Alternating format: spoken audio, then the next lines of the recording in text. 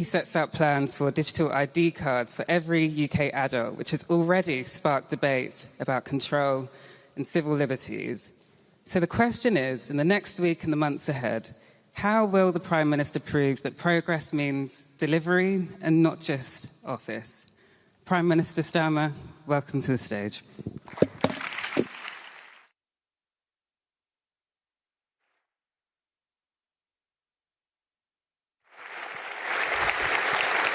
Thank you. Thanks very much.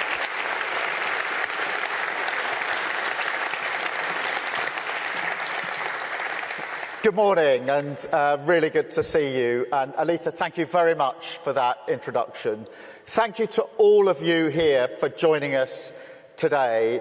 And can I take this early opportunity to thank all of those that work behind the scenes to bring this event together and allow us this opportunity to discuss. So thank you very much to them.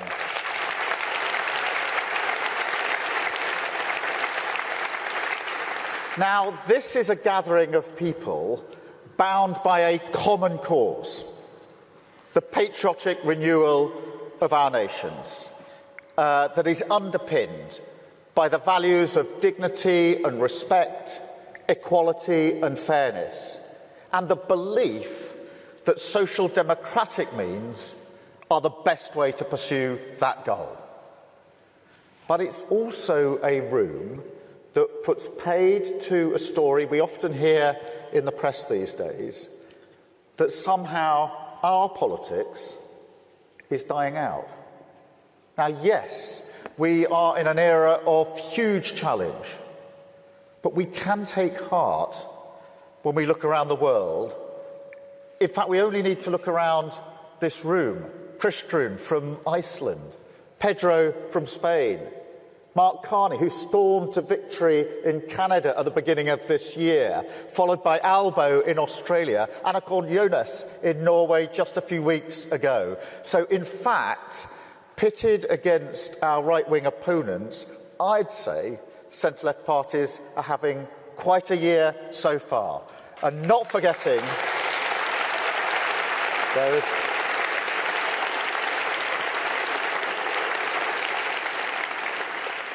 Good morning, Pedro. We're just hailing you being here. But not forgetting, of course, the Labour Party's victory in July of last year, getting a landslide victory here in the United Kingdom. So I'm sorry, I don't accept that argument that somehow our politics is dying out.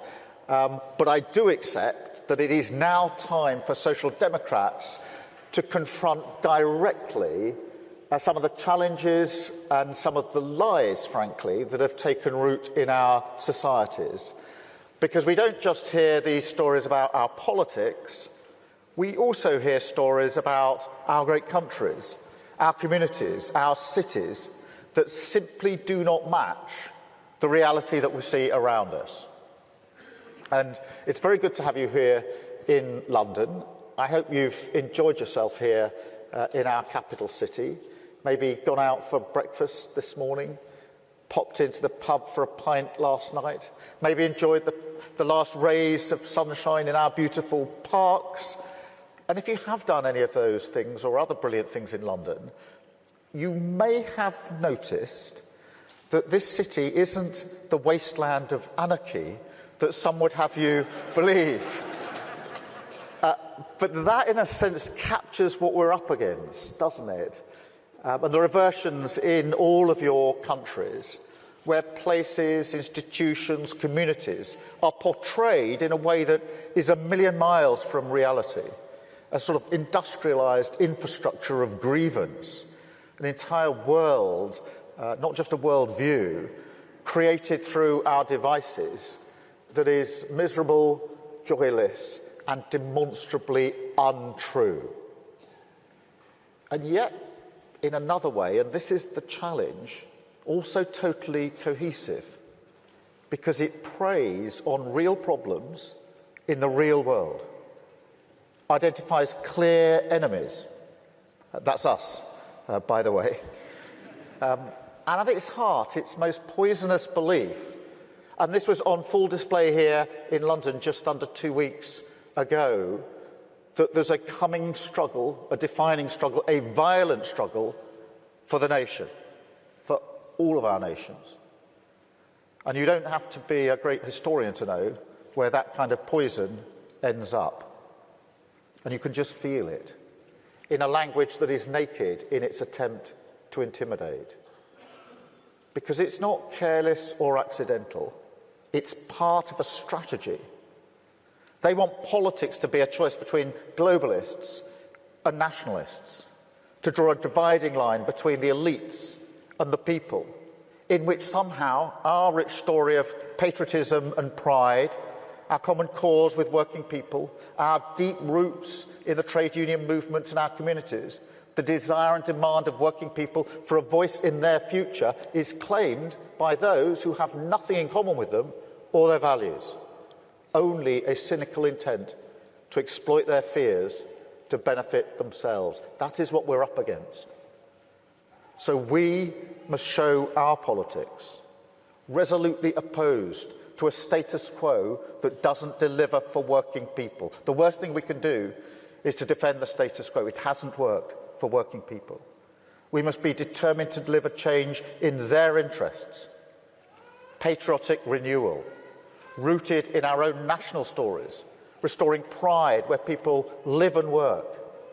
We fight for our values, decency, tolerance, respect, and most importantly, we focus on the countries we can become through renewal. National renewal. Now, that's not a new argument for Social Democrats, but it is the beating heart of our politics, the nation state, harnessing the potential of the whole country, providing security and opportunity for working people, together squaring up to the challenges of a world that is frankly more dangerous, less secure than many of us have known in our lifetimes. We have to respond to that, not by turning inward, but with even deeper solidarity, alliances and partnerships built upon common values, the rules-based order that has kept the peace in our world since the last century. The coalition of the willing, strong not just because of the depth of our shared beliefs, but because we recognise that the security and safety of the people that we serve depends on our relationships, our willingness to stand up together across our different political traditions and not be cowed by tyranny. But to protect strength abroad, you do need security at home, economic stability, an approach to economic growth that can create wealth more fairly in the first place. Proud working-class towns and cities, so often disenchanted with mainstream politics because the economy does not work for them, and because that's been true for a very long time. And they're losing trust in our ability to deliver the change that they want to see. They don't want handouts or help. They want to stand on their own feet. I'll give you an example from the United Kingdom. Yesterday, we announced £5 billion to be spent by local people, however they see fit, in their communities, restoring a pub, reviving a community hall, reopening a youth club. But the important thing is not coming cap in hand to Whitehall to get the green light on a project, but actually allowing control to be with the communities where the funding is going, so they can choose what it's spent on, because those with skin in the game know what's best for their communities. It's about restoring control and agency, having the respect for working people to choose what's right for them. And that is how they stand proudly as partners in a social democratic nation. So our approach to the economy, investment, yes, of course, in everything from defence to energy, creating good, well-paid jobs. Industrial policy, yes, of course, our proud heritage of making things, relighting the fires and the factories across the country. In public services, absolutely, for all of us, from healthcare to transport, and financial prudence, which is non-negotiable.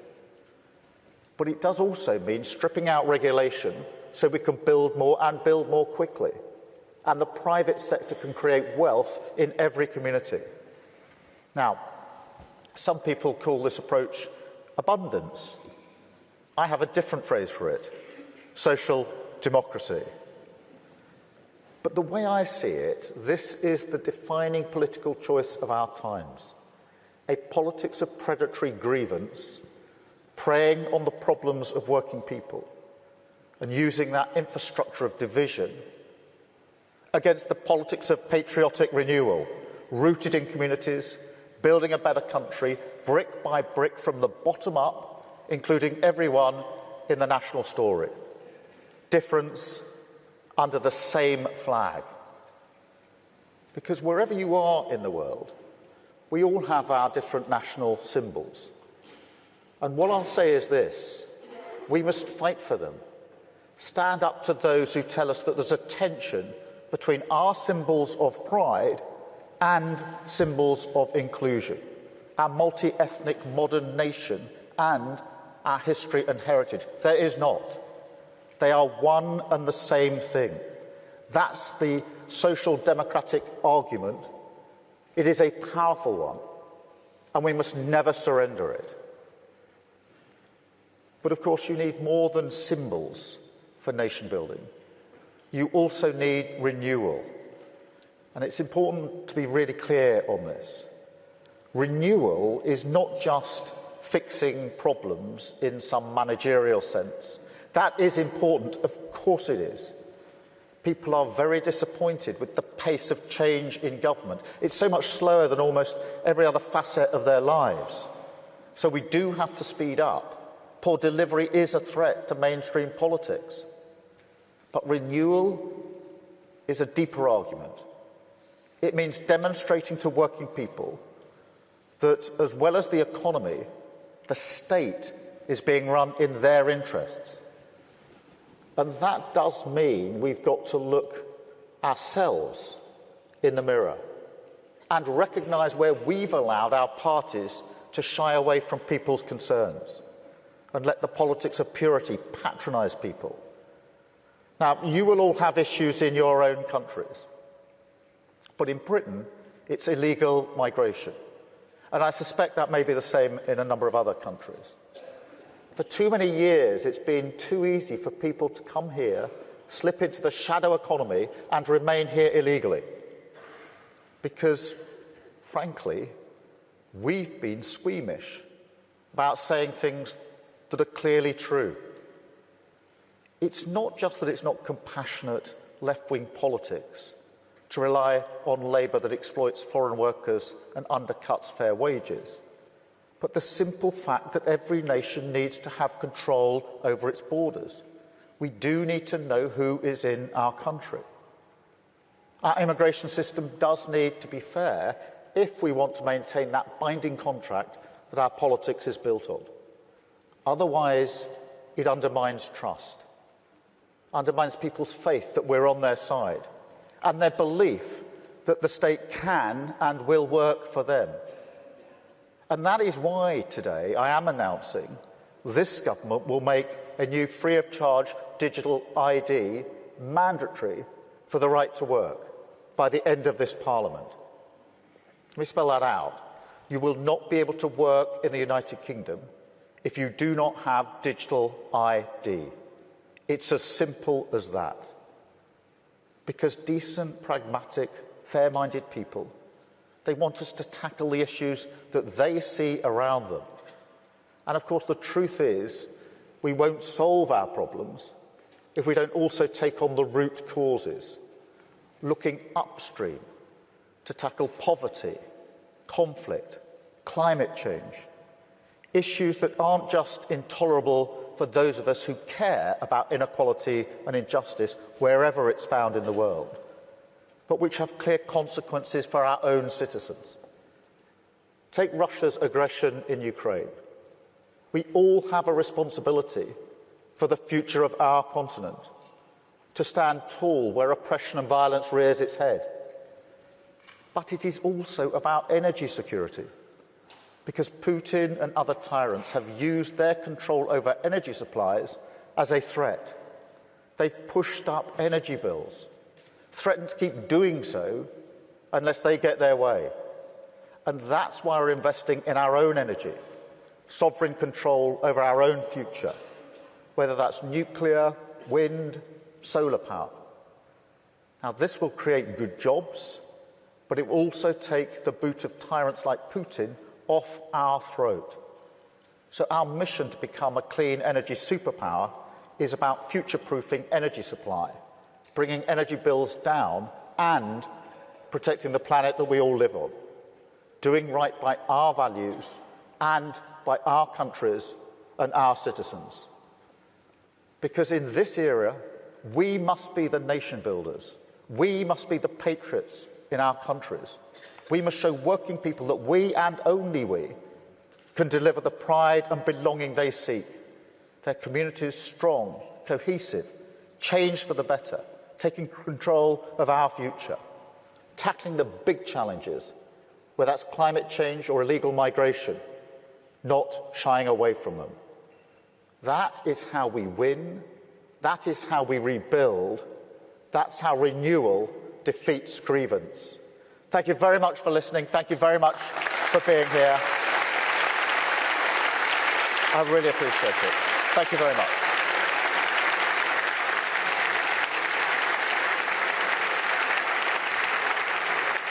I need the rest of our panel.